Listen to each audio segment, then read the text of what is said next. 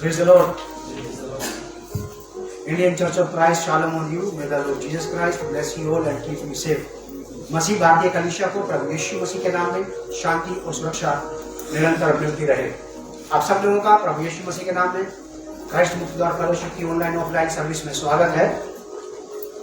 और जैसा कि हमने अभी गवाही में सुना कि किस प्रकार परमेश्वर काम कर रहा है, मैं एक बात आपको बताना चाहता हूँ कि सच है कि परमेश्वर काम करता है।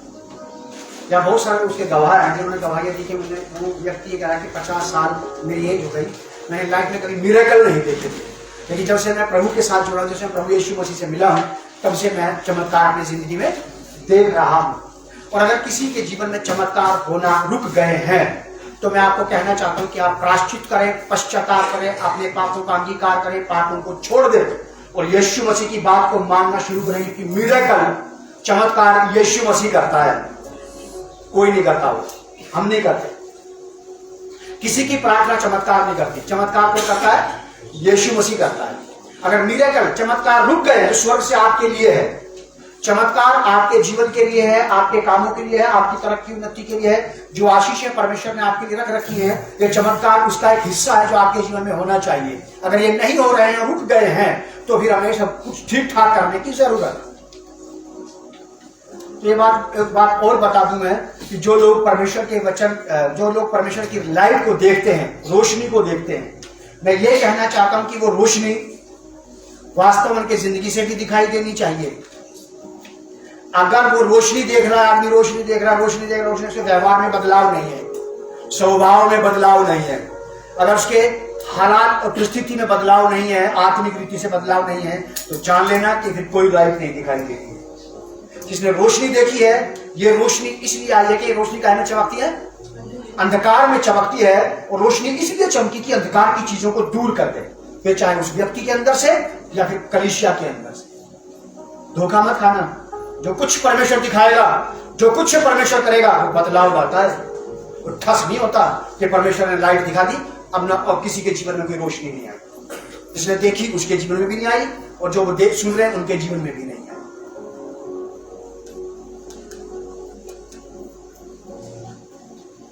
बारीकी से लोगों की बातों को सुनना चाहिए, उनको देखने कि हाँ वास्तव में इसके जीवन में रोशनी है, इसलिए रोशनी की बात कर रहा है।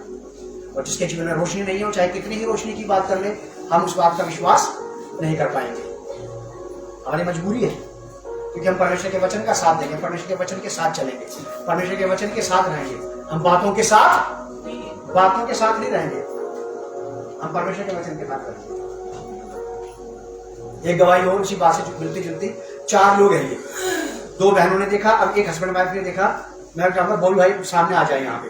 ऑनलाइन ये गवाही जाएगी। मैं चाहता हूँ कि ऑनलाइन मुझे देखने वाले लोग भी इस बात को देखें और समझें कि सचमुच परमेश्वर ऐसा काम करता है। अब बॉबी की बात को सुनिए। जो बात बॉबी ने देखी वो बॉबी की वाइफ ने भी देखी है, सीमा ने।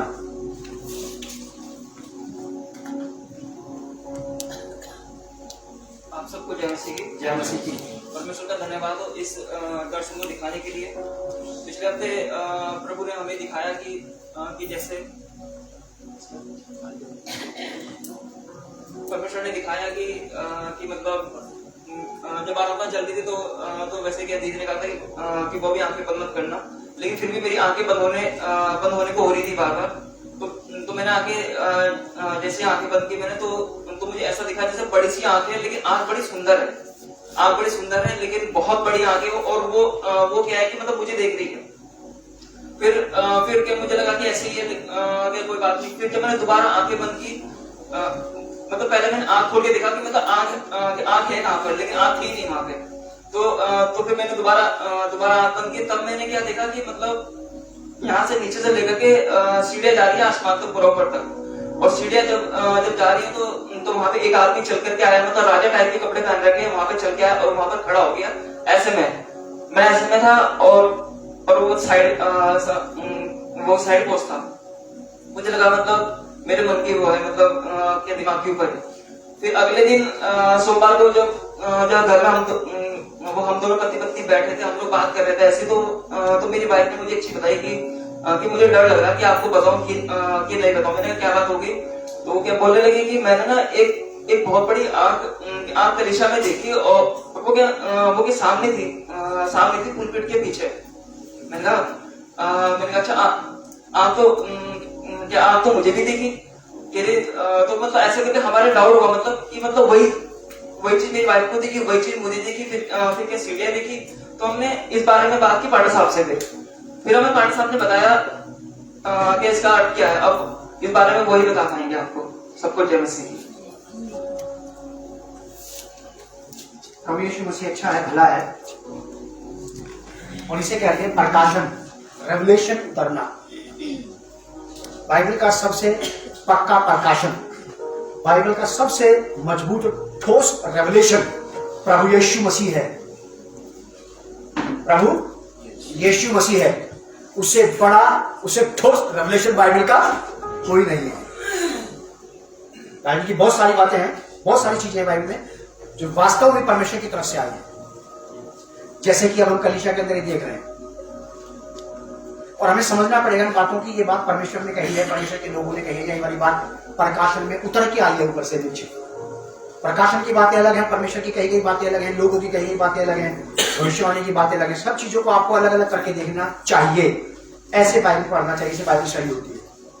ये किसने बोला है, ये डायरेक्ट बात आई है या किसी ने कहा है? ऐसे जैसे बॉबी ने बताया कि इसने एक चीज देखी और ये बिब्लिकल चीज है, ये बाइबल के अनुसार बाइबल में है। ऐसा मेरे पास मैसेज कुछ और था आप लोगों के लिए, लेकिन जब मैंने बॉबी की बात सुनी, बॉबी की बात सुनने के बाद मैं अपने घर में प्रार्थना करने गया, अपनी प्रार्थना की जगह पे इनके जाने के बाद, तो प्रार्थना करते करते परमेश्वर के आत्मा ने मुझे वही बात बताई। और जो बात बताई तो फिर मैंने वही उसी बात को लेकर के मैं आज आपके सामने हूं परमेश्वर के वचन से, कि बॉबी की गवाही इसलिए करवाई गई हम सबके सामने ताकि लोग इस बात को जान जाए कि ये वचन के अनुसार बात है, ये वचन के मुताबिक है। क्योंकि जो व्यक्ति यहां से कुछ भी बोलता है ना, उस बात का किसी के भी ऊपर कोई असर पड़ सकता है, लेकिन मेरे ऊपर उस बात का असर तभी आता है मैं परमेश्वर के वचन से चेक कर लेता हूं कि ये ठीक है बात, नहीं तो मेरे ऊपर असर नहीं आता। कितना ही प्रार्थना बैठा रहूं, किसी के साथ बैठा रहूं, कितनी प्रार्थनाएं कर दूं, कितना ही कुछ कर दूं, चाहे कितनी उछल कूद हो जाए, वहां पे मैं बिल्कुल शांत रहता हूं और परमेश्वर के वचन से सामने वाले व्यक्ति को चेक करता रहता हूं कि ये क्या बोल रहा है। क्योंकि ऐसा लिखा है बाइबल में, तो तुम में से ज्यादा करे तो एक एक दो दो कर करके बोले, बाकी लोग उस बात को क्या करें, बाकी लोग उसको क्या करें, पर पौलुस कहता है उसको चेकआउट करें कि ऐसा ही है कि नहीं। अगर स्वर्ग से कोई बात उतर के आई तो उसमें कोई फेरबदल नहीं, उसमें झूठ छल कपट बिल्कुल नहीं होगा उसके अंदर। बॉबी ने वाली बात यहाँ पे देखी और वो वाली बात उसकी वाइफ ने भी यहीं पे देखी थी, लेकिन दोनों पति पत्नी की कोई बात नहीं हुई। लेकिन जब दोनों घर में बैठे आराम से बैठ के बातचीत की आपस में, तो उसकी वाइफ ने भी अपनी बात उसके साथ शेयर की कि मैंने आज चर्च में ऐसे देखा है, वो भी चुके मैंने भी देखा है ऐसे। अभी 4 लोग हो गए, उन दोनों को एक मान लेते हैं, इन दोनों को अलग अलग मान लेते हैं, दोनों महिलाओं को जिन्होंने यहाँ पे ये वाली बात कही है, जिसमें 3 लोग हो गए। तो बाइबल के मुताबिक 3 का मतलब क्या होता है? 3 का मतलब क्या होता है? अधूरा। क्या होता है? पूर्ण, कंप्लीट। अब इसके आगे कुछ नहीं है, ना कोई शक ना कोई सवाल। उसने लाइट देखी और लाइट परमेश्वर है, और लाइट एक बहन ने देखा कि पीछे पुलपिट के पीछे आंख देख रही है। आप लोग को आंख देख रही है पीछे से, याद रखना, मुझे भी देख रही है ये आंख।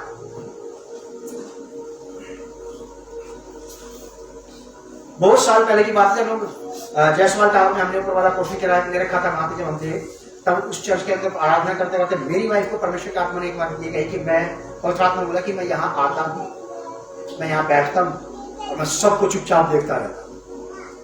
एक आता दिखता नहीं, पर दिखता नहीं है वो, लेकिन वो देखता सब है। तो काफी लंबे समय से परमेश्वर हमें अपनी बात समझाता आ रहा ताकि हम सुधरे, हम बदले। आप और मैं ये ना सोचे कि कोई नहीं देख रहा, ये क्या पता लग रहा है, सब बढ़िया चल रहा है, किसी को मेरे बारे में पता ही नहीं, किसी को नहीं पता आपके बारे में। लेकिन जो दिख नहीं रहा ना, वही सब देख रहा है। जो दिख रहा है वो सब कुछ नहीं देख रहा। हो सकता है कि मैं आपको दिखाई दे रहा, लेकिन मैं सब कुछ थोड़ी देख पाऊंगा। आप दिखाई दे रहे हो मुझे, सबको दिखाई दे रहा आप यहां पे बैठे, लेकिन आप सब कुछ थोड़ी देख पाओगे। लेकिन एक है जो दिखाई नहीं दे रहा, लेकिन वो सब कुछ देख रहा है।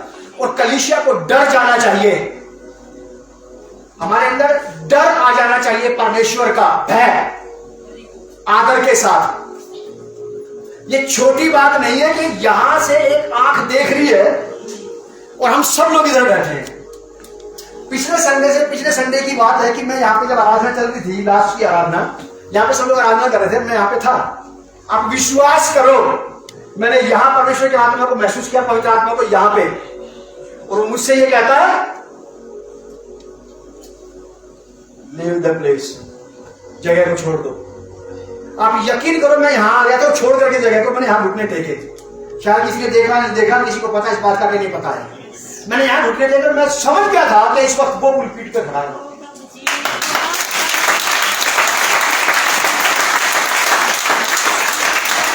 ये नाटक नहीं हो रहा, हम ड्रामा थोड़ा कर रहे हैं, या किसी पिक्चर की शूटिंग नहीं चल रही। एक पादरी के लिए, एक अनॉइंटेड सर्वेंट के लिए पुलपीठ छोड़ना जीते जी असंभव है। कभी कभी ऐसे समय होता है कि वो पुलपीठ छोड़ता है जब परमेश्वर का आत्मा उसे निर्देश देता है कि छोड़ो। और मैं यहां आया, आप विश्वास करो, मैंने ये बोला, डोंट टेक योर प्लेस। प्रभु अपनी जगह ले लो।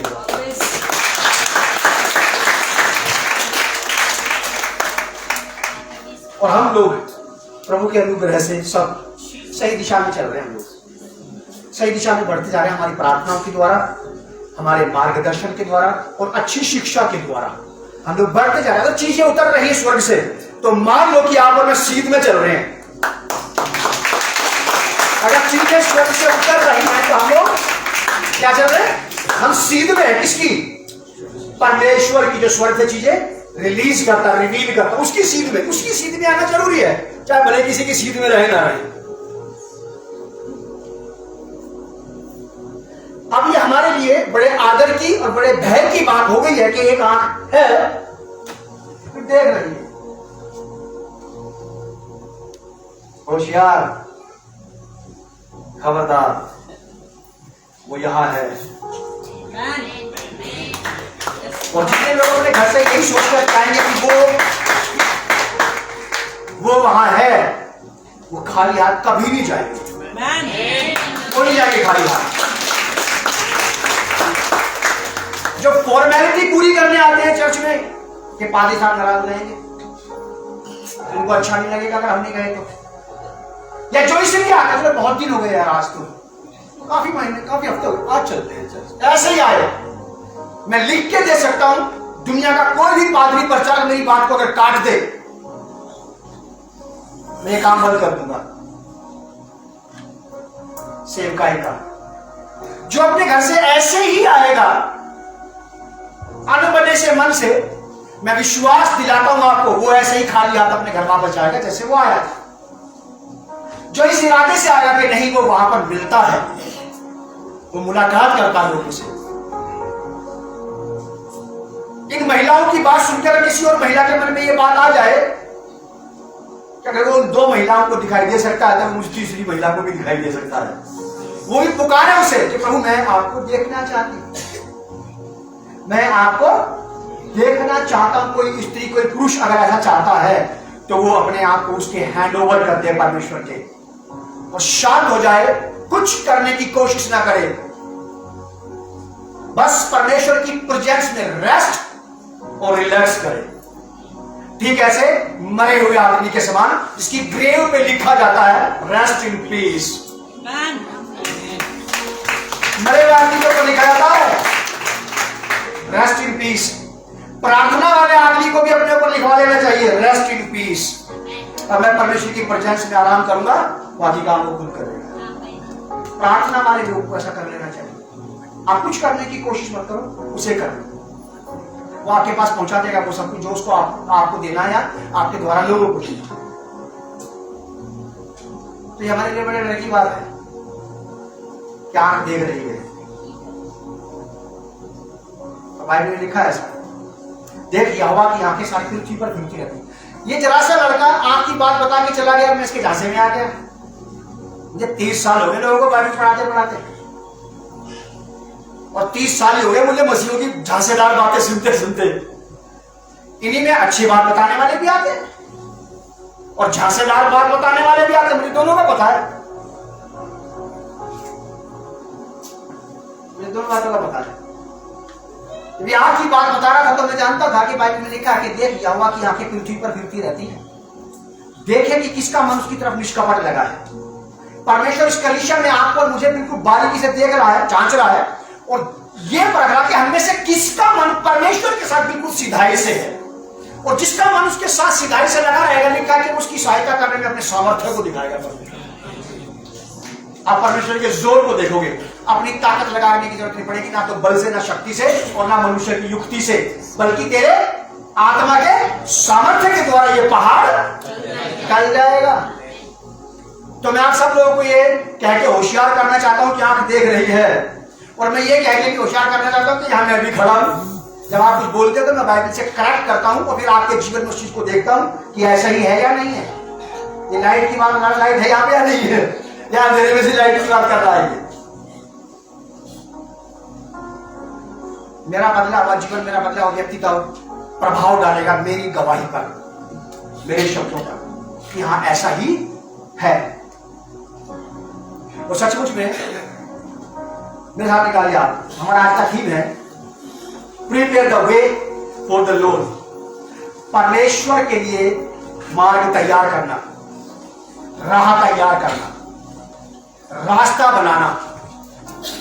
परमेश्वर के लिए आपने और मैंने अपने लिए बहुत सारे रास्ते तैयार किए हैं लोगों तक पहुंचने के, कहीं से अपना काम निकलवाने के, किसी से अपना काम हल करवाने के, किसी की सिफारिश लगवा के, किसी से कुछ काम हल करवा के अपने रास्ते बहुत बनाए हैं हमने। आज आपको और मुझे बाइबल ये आह्वान देती है, परमेश्वर का पवित्र शास्त्र बाइबल हमें ये आह्वान देता है, हमें ये कहता है कि हम परमेश्वर के लिए मार्ग तैयार करें। जैसे हम अपने बच्चों के लिए तैयार करते हैं मार्ग, कि मेरे बच्चे पढ़े लिखे और इस रास्ते पे उनको चलना चाहिए, मेरे बच्चों को ये वाला काम करना चाहिए, मेरे बच्चों को इधर की तरफ चलना चाहिए। जैसे हम अपने बच्चों के लिए बढ़िया राह तैयार कर रहे हैं कि मेरे बच्चे भटकने ना पाए, मेरे बच्चे बहकने ना पाए, मेरे बच्चे जीवन के सही मुकाम पर पहुंचने पाए, ठीक वैसे ही आपको मुझे अब से प्रयास करना है, परमेश्वर का मार्ग बेहतरीन तरीके से तैयार करना है, ताकि परमेश्वर बढ़िया तरीके से सही राइट टाइम पर वहां पहुंच सके जहां वो पहुंचना चाहता है। बाइबल, परमेश्वर का वचन आपको मुझे आह्वान करता है, परमेश्वर के लिए मार्ग तैयार करो। अपनी रिश्तेदारियों में, अपने पड़ोस में, अपने घर के लोगों के लिए, अपनी जान पहचान के लोगों के लिए राह तैयार करो कि वो आपकी डायरेक्शन में, आपकी अगुवाई में, आपकी सहायताओं से उस मार्ग से होते हुए परमेश्वर तक पहुंच सके, या फिर परमेश्वर उन रास्तों से होते हुए, आपसे होते हुए उन लोगों तक पहुंच जाए। अगर हम राह तैयार करने में असफल हुए तो परमेश्वर को वहां तक लाने में असफल हो जाएंगे। हम में से बहुत सारे लोग परमेश्वर को असफल कर देते हैं। परमेश्वर असफल नहीं होता, लेकिन हम में से बहुत सारे लोग कर देते हैं ठस होकर के। जब हम डंब हो जाते हैं, हमारे जीवन से कोई आशीष बाहर नहीं निकलती, जब हमें से कोई अच्छी चीज बाहर नहीं निकलती और वो परमेश्वर की वाहवाही नहीं करवाती है लोगों से, तो हम ठप हो गए हैं। ठप समझते हैं आप? ठप समझते हैं आप? कोई आशा नहीं, कोई उम्मीद नहीं, इस व्यक्ति में किसी प्रकार से कोई भी बात नजर नहीं आती जिससे कुछ हो सके। लूका रचित सुसमाचार उसका लूका रचित सुसमाचार 3 अध्याय की 4 आयत से 6 आयत तक, जैसे यशायाह भविष्यद्वक्ता के कहे हुए वचनों की पुस्तक में लिखा है, जंगल में पुकारने वाले का शब्द हो रहा है कि प्रभु का मार्ग तैयार करो, उसकी सड़कें सीधी बनाओ, हर एक घाटी भरती जाएगी, हर एक पहाड़ और टीला नीचा किया जाएगा, जो टेढ़ा है वो सीधा किया जाएगा, और जो ऊंचा नीचा है वो चौरस समतल बनाया जाएगा, और हर एक प्राणी तब उसके बाद, इतनी मेहनत करने के बाद, आपके द्वारा से वो लोग जो अभी भी परमेश्वर के पास नहीं आए हैं, परमेश्वर को देखने पाएंगे। अगर आज कोई परमेश्वर को नहीं देख पा रहा है तो इसकी वजह क्या है? क्या है इसकी वजह? किसी हद तक हम विश्वासी लोग जो राह नहीं बना पाए, जो रास्ता तैयार नहीं कर सके, जो परमेश्वर को सही मार्ग नहीं दे पाए कि परमेश्वर एक बिल्कुल स्मूथ वे पर, बिल्कुल इजी वे पर, बिल्कुल बढ़िया फर्स्ट क्लास प्लेन सड़क हम परमेश्वर के लिए तैयार नहीं कर पाए कि उसके पैर को ठोकर न लगे, उसे कोई अड़चन महसूस ना हो, उसे कोई रुकावट महसूस ना हो, उसे कोई बाधा बंधन महसूस ना हो, उसे किसी प्रकार से कोई बुराई इस मार्ग में नहीं मिलनी चाहिए कि वो इस मार्ग पर चलते हुए मेरी वजह से वापस लौट जाए। मार्ग तैयार करो, सड़कें सीधी करो। ये व्यवहार की बात है, स्वभाव की, मन मिजाज की, चाल चलन की, बोली भाषा की, तो इसको सीधा करने की जरूरत है। कभी अपने घर के बाहर जाकर क्या खुदाल फाड़ने लेके आधी सड़क सीधी कर दो, ये उस सड़क की बात नहीं कर रहा।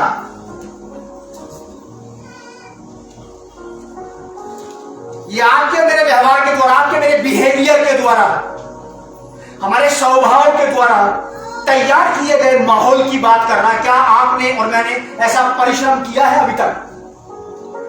हम बहुतों के उद्धार के लिए प्रार्थना कर रहे हैं, वो उद्धार पा जाए, ऐसा कोई काम भी कर रहे हैं क्या? वो आदमी उद्धार पाने के लिए उसको कुछ काम नहीं करना पड़ता, लेकिन उसका उद्धार करवाने वालों को काम करना पड़ता है। याद रखिएगा, मसीह लोग ये बात को क्या करके ठंडे बस्ते में ना डाल दें।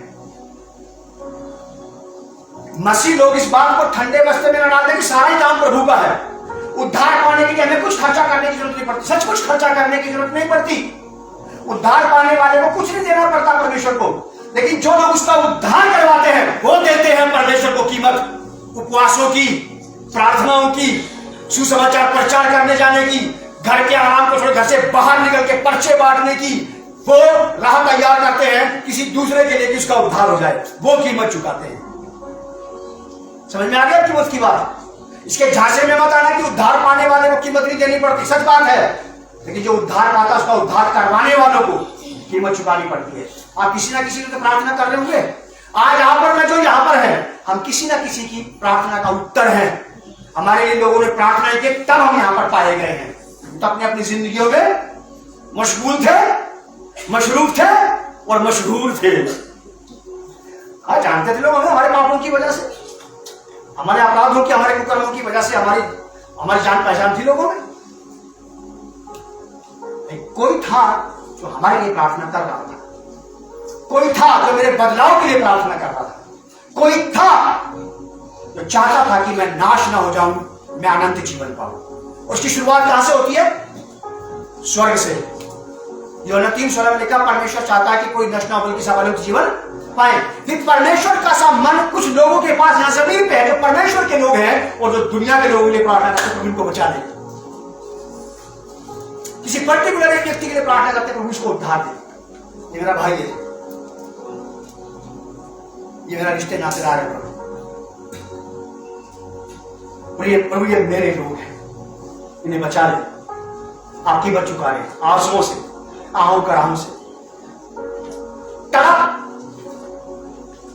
और बिलक जाना आत्मा में क्या होता है ये मैं जानता हूं और मेरे समान बहुत सारे लोग जानते हैं।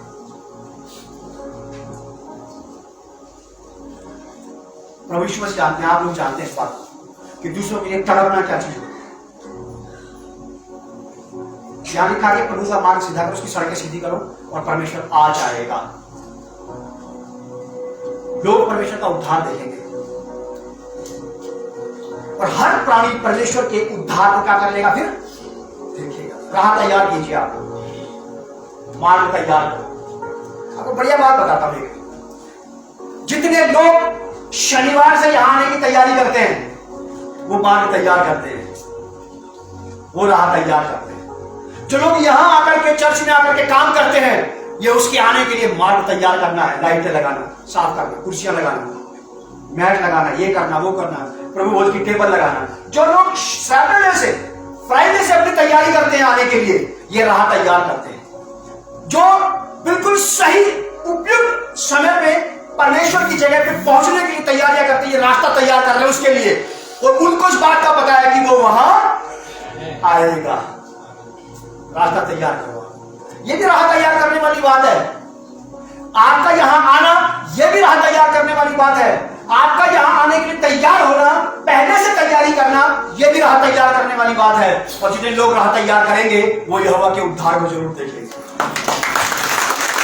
देखोगे आप, डेफिनेटली देखोगे। साफ शब्दों में लिखा है, मार्ग तैयार करो और फिर सब उसके उद्धार को। जो आज ही तैयारी करके आए ना सड़क जल्दबाजी में कभी कोई राह तैयार नहीं होती। साहब साल्वेशन की तो नहीं होती। जल्दबाजी में जो सड़कें सही करने वाला, गड्ढे भरने वाला विभाग है, वही करता है ऐसे काम। जल्दी जल्दी पत्थर बोला उसके अंदर भरा और उसको टूटा पीटा, उसके दुर्मत्सर चले गए। वो सड़कें 2 दिन के बाद फिर उधर जाती हैं और सड़क पर चलने वालों को फिर तकलीफ पहुंचाती है।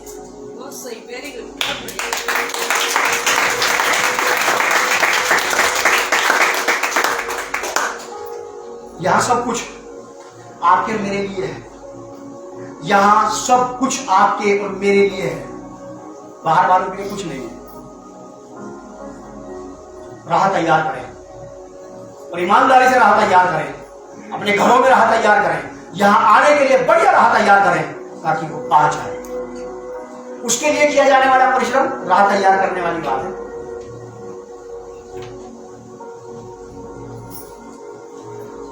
यूहन्ना 1 अध्याय 51 पद, Gospel of John chapter 1 verse 51। ये आखिरी आयत है इस अध्याय की, पहले अध्याय की आखिरी आयत। यूहन्ना 1:51 में प्रभु यीशु मसीह नतनेल से मिले, जिसके बारे में यीशु मसीह ने यह कहा था कि ये सच्चा इजराइल, इसमें कोई कपट नहीं है। सच्चे इजराइल में कपट नहीं होता। और जिसमें कपट नहीं होता वही सच्चा इजराइल बन सकता है। इन द स्पिरिट में, आत्मा में इजरायली होना लिखा है यहां पे। प्रभु यीशु मसीह ने कहा, फिर उससे कहा मैं तुमसे सच सच कहता हूं कि तुम स्वर्ग को खुला हुआ, जैसा कि इस लड़की ने देखा, रीता ने, कि मैंने दरवाजा देखा एक, खुलने के लिए तैयार है वो। महाराज अधिराज अपने नगर से बाहर आने के लिए बिल्कुल तैयार है।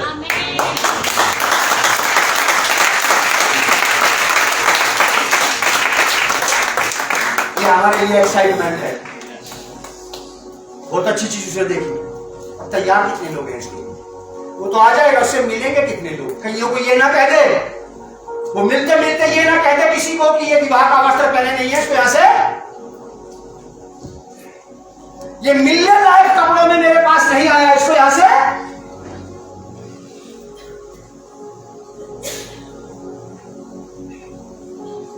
बाइबल है ये, कहीं से कहीं तक भी हमारा साथ देगी।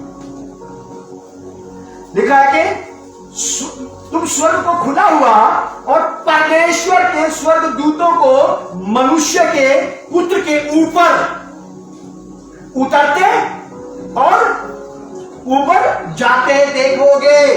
आप ये देखोगे, लोग देखेंगे कि साधारण स्त्री पुरुषों के ऊपर, मनुष्यों के ऊपर, यहां पे मनुष्य कह करके प्रभु यीशु मसीह अपने आप को भी संबोधित कर रहे हैं। वो अपने बारे में भी कह रहे हैं ये वाली बात कि तुम ये अद्भुत आश्चर्य कर्म देखोगे कि स्वर्गदूत मुझ पर से उतरेंगे, चढ़ेंगे।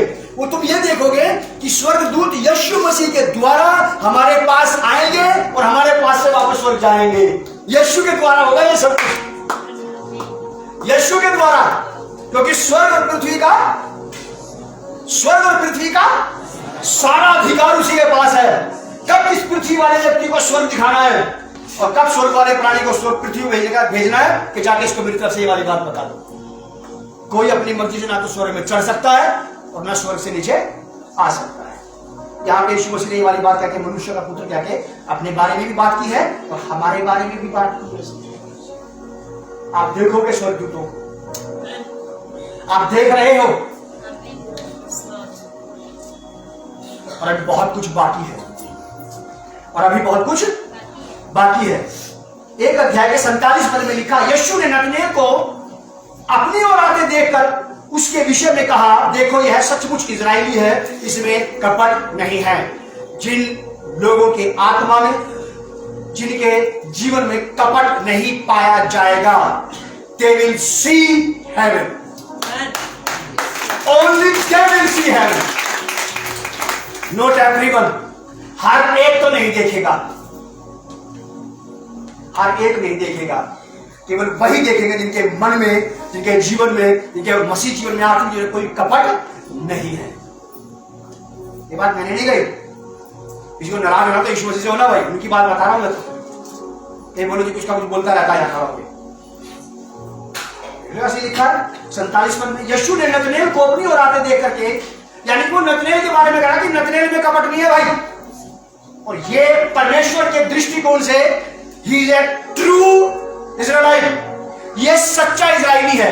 अब जितने हम लोग यहाँ पर बैठे हैं, किसी दिन हमारी मुलाकात यीशु मसीह से हो गई इसी जमीन पे, तो हमें देखते क्या लगेगा, भाई तेरे अंदर मसीह कूट कूट के भरी है, लेकिन वो वाली नहीं जो मैंने दी। जिस दिन हमसे मुलाकात होगी इसकी, वो हमारे पूरे खाके को देख लेगा और हमें बता के जाएगा कि मुझे क्या करना चाहिए और क्या नहीं करना चाहिए। बड़ी समस्या है उन लोगों के साथ तो चर्च नहीं आते। याद आ गई एक बार बता देता हूं आपको, तो चर्च आना पसंद नहीं करते, जिनके पास चर्च ना आने के 60 बहाने हैं। काम होते, स्वास्थ्य साथ नहीं दे रहा, और आप लिफ्ट नहीं है वहां पे, बहुत सारी बात है। ना आने का एक बहाना ढूंढेंगे, 1 लाख बहाने मिलेंगे तैयार। वो फ्री में कहेंगे फ्री में आ रहे हमें ले लो। जो नहीं आ रहे उनकी जिंदगी में कोई बदलाव नहीं आ रहा। निहायत अफसोस की बात है, जो लगातार आ रहे उनमें भी कोई बदलाव नहीं आ रहा। इस दर्द को कहां छिपाऊं? जो नहीं आ रहे, ये दुख है कि वो नहीं आ रहे और बदल भी नहीं पा रहे, लेकिन जो लगातार आ रहे हैं, अगर वो नहीं बदल पा रहे तो इस दुख को कहां छिपाएंगे? समझा? ज्यादा कौन सा दुख है? ये वाला, वो वाला नहीं। तो आप इस चक्कर में आना बंद कर देना कि भाई कुछ सुख तो हम देने रहे उनको, अब क्या जाना, छोड़ो, अब नहीं जाते। ऐसा बस सोचना। आते रहिए, बदलेंगे जरूर। सुनते रहिए, बदलेंगे जरूर। देखते रहे, प्रभु की तरफ ताकते रहे, ताकते रहे, ताकते रहे, और एक दिन हमें जरूर बदल करके नया बना देगा। जल्दी जल्दी परमेश्वर हमेशा किसी का कर्जदार नहीं है। एक 47 में लिखा है, नतनेल को परमेश्वर ने देखा, देख करके बोला कि इसमें कपट नहीं है, ये सच्चा इज़राइली है।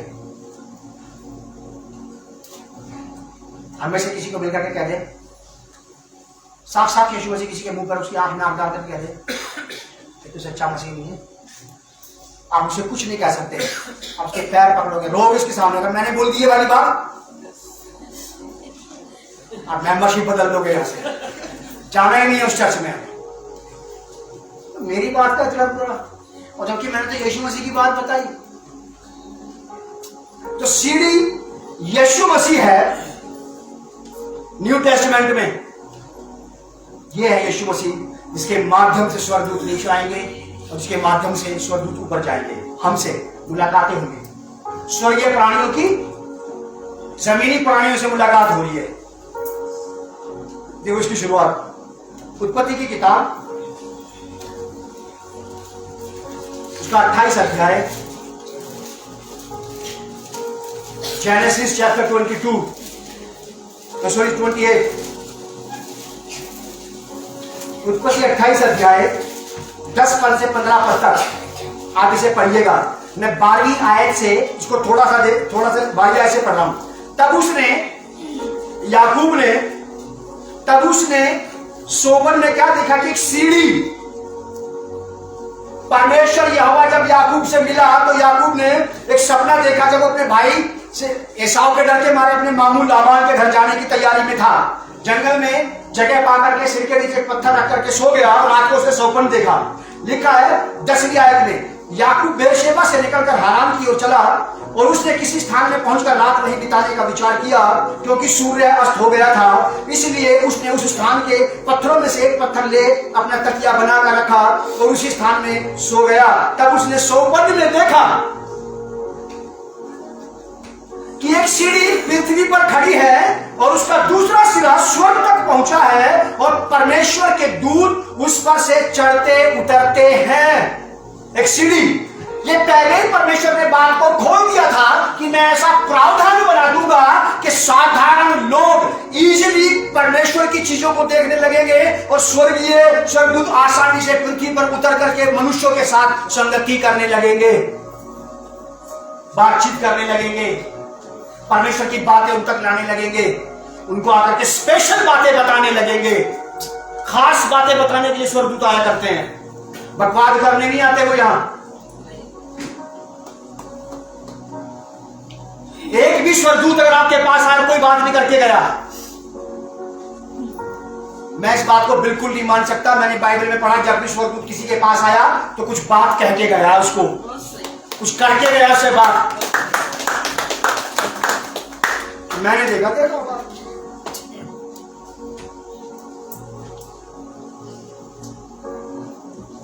सिंपल बात है, दिखाई जाता है कि उसने मेरे साथ संगति की। क्या बोला? तो बोला कुछ नहीं, बस वो मुझे देखता रहा, मैं उसको देखता रहा। ये बस वो यहाँ तुझे देखने आया ना। अब यीशु मसीह के बाद तू ही खूबसूरत है। स्वर्गदूत यीशु मसीह को देखते रहते, ताकते रहते हैं।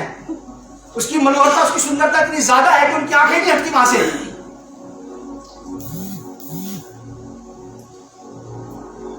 अब तू यीशु मसीह के बाद बस तू यही से स्वर्गदूत का अट्रैक्ट कर रखा अपनी तरफ। स्वर्गदूत जमीन में अपना मुंह नीचे डाल करके उसकी तरफ देखे बगैर उगाड़ते रहते हैं, पवित्र पवित्र पवित्र पवित्र पवित्र पवित्र पवित्र पवित्र पवित्र पवित्र पवित्र पवित्र पवित्र, रुकते नहीं। याकूब उत्पत्ति 10 से 15 तक पढ़ना, मैंने आखिरी वाली बात पढ़ के बता दी। 12वीं आयत एक सीढ़ी है, सचमुच में सीढ़ी है जो बॉबी ने बात बताई है। परमेश्वर ने याकूब को दिखाई थी ये वाली सीढ़ी और बाद में यीशु मसीह ने बोला कि मनुष्य के पुत्र के द्वारा। अब यीशु मसीह एक सीढ़ी का रूप धारण करके यहां पर है। स्वर्ग की चीजें यीशु मसीह से होते हुए सांसारिक लोगों के पास आती हैं और सांसारिक लोगों की प्रार्थनाएं यीशु मसीह से होते हुए स्वर्ग में जाती हैं। हम विश्वासियों की प्रार्थनाएं, हमारी बातों का उत्तर यीशु मसीह के द्वारा आता है और परमेश्वर का फरमान भी हमारे जीवन में यीशु मसीह के द्वारा से ही आता है। जो उस लड़के ने देखा बिल्कुल झूठ नहीं है, बिल्कुल बनावटी बात नहीं है, बिल्कुल सच है। शायद वो भी इतनी गहराई से बाइबल की सीढ़ी के बारे में नहीं जानता होगा जो मैंने अब बताया है। इससे कंफर्म होती है बात कि सच है। लाइट आ गई है, दरवाजा खुला है, सीढ़ी तैयार है, आग देख रही है। अपने आप को तैयार करेगा आपने। अब हमारी बारी है अपने आप को तैयार करने की। जो तैयार करेंगे वो उसको देख नहीं पाएंगे, और जो अपने आप को तैयार नहीं करेंगे, मैं गारंटी देता हूं, लेके दे सकता हूं, हम ना तो यहां उसको देख पाएंगे और वहां भी उसको देख पाना बड़ा मुश्किल हो जाएगा हमारा। क्योंकि हम यहां उसको इसलिए नहीं देख पा रहे क्योंकि हमारा जीवन यहाँ पे सही नहीं है, और अगर हमारे जीवन यहाँ पे सही नहीं है तो वहां पहुंच पाना बड़ा मुश्किल हो जाएगा। लास्ट की बात बता के इसको खत्म करेंगे। आप लोग अपने अपने जीवन व घर में परमेश्वर के लिए राह तैयार करवाओ। मेरी रोज की प्रार्थना है, तो मैं आज फिर से अपने घर के लिए, अपने जीवन के लिए, अपने पत्नी बच्चों के लिए आपके लिए रास्ता तैयार करता हूँ। कोई ऐसी बात मेरे घर के अंदर, पत्नी बच्चों में कोई भी ऐसी सड़ाहट जो हमारे घर में है और आपको आने से दिक्कत पैदा करती है, मैं उसे हटाता हूँ। अगर मुझे नजर नहीं आ रहा तो आप मुझे बता दो प्लीज, मैं उसको अपने घर में से हटा दूं। आपके घर में, हमारे घर में कितने बड़े बड़े परमेश्वर के दिग्गज लोग आ जाए, कोई फर्क नहीं पड़ता अगर परमेश्वर वहां पर ना आए। प्रभु आपके साथ वहां पे रहता हो, फिर चाहे प्रभु का कोई भी नामी सुनामी व्यक्ति वहां पे ना पहुंचा, कोई बात नहीं, लेकिन आपके साथ वो रहता है जिसके नाम से लोग जाने जाते हैं। यशायाह की किताब उसका 40 अध्याय 3 और 4 पद, सॉरी 3 से 5। आइज़ाया चैप्टर 40 वर्स 3 to 5, यहां पे भी कोई वाली बात लिखी है। किसी की पुकार सुनाई देती है, जंगल में यहोवा का मार्ग सुधारो, हमारे परमेश्वर के लिए आराधना में एक राजमार्ग चौरस करो।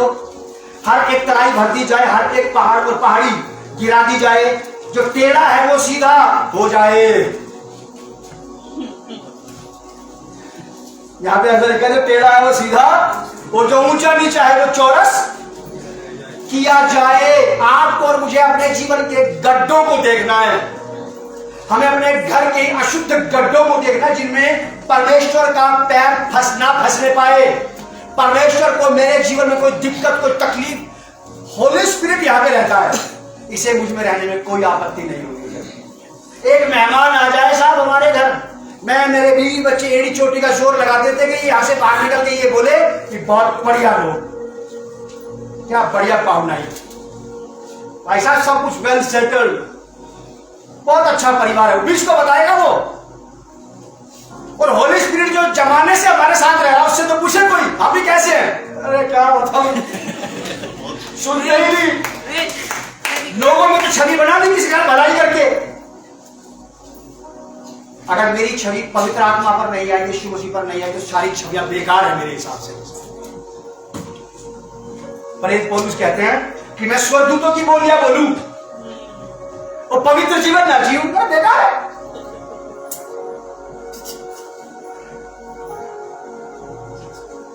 मनाकी की किताब उसका 3 अध्याय, टाइप के ऊपर बात निकल रहा जरूरी, यहां सब टाइप देने वाले हैं। मनाकी 3 अध्याय, इसकी पहली आयत, उसका पहला भाग। मलाकी नबी पुराने नियम का आखिरी नबी है। मलाकी की किताब पुराने नियम की लास्ट किताब है मती से पहले। इसके 3रे अध्याय की पहली आयत में लिखा कि देखो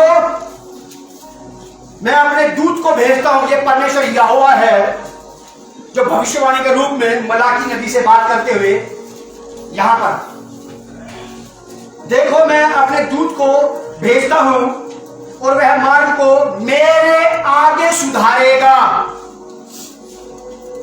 जैसे मैं आपके साथ काम कर रहा हूं, मैं आपके जीवन में ये बात लाकर के, ये प्रचार लाकर के राह तैयार कर रहा हूं परमेश्वर की आप तक और आपके लिए परमेश्वर तक, आपका और परमेश्वर का दोनों का बड़ा आसानी से मेल मिलाप हो जाए।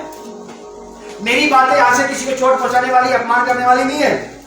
आपका दृष्टिकोण कैसा है इस पर डिपेंड करता, कैसे देखते हो, कैसे बात को लेते हैं।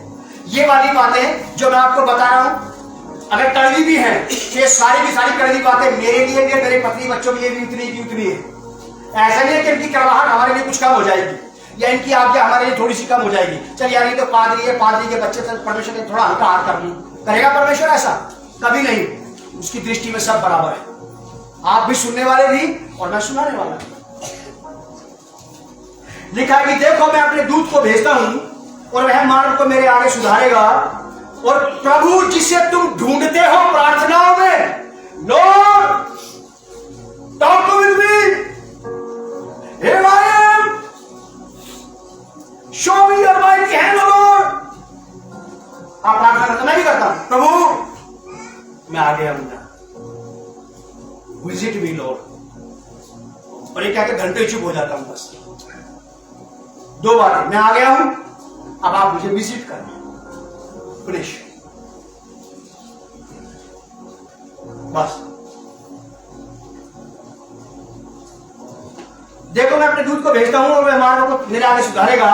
और प्रभु जिसे तुम ढूंढते हो वह अचानक अपने मंदिर में आ जाएगा। अचानक, जब आप तैयार नहीं होंगे, लेकिन आप तो महीनों से, सालों से आप तैयारी करते चले आ रहे हैं, सालों से तैयारी करते चले आ रहे हैं आप।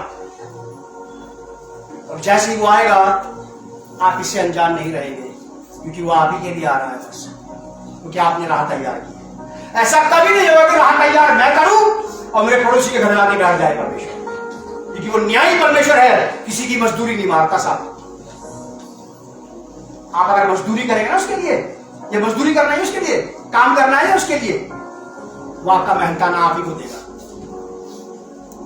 याद रखिएगा। सीढ़ी आ चुकी है, लाइट तैयार है, दरवाजा खुला है और आंख देख रही है। ये सब चीजों को मिलकर के हमारा मार्गदर्शन करना चाहिए और हमारे अंदर परमेश्वर के प्रति प्रेम, आदर और भय और ज्यादा भर देना चाहिए, और ज्यादा भर देना चाहिए। तो आप लोगों को बहुत आशीष और संभाल के रखे, और आप इस बात को जरूर याद रखें कि सीढ़ी सचमुच में है और वो प्रभु यीशु मसीह है। जो कुछ भी यहां पर हो रहा है कुछ नकली नहीं है। अगर आपको कुछ नकली लगता है तो जो आपके पास बैठा आप उसको चूटी काट के देखिए, वो आप भूल के देखेंगे, आपको समझ में आएगा ऐसे नहीं है।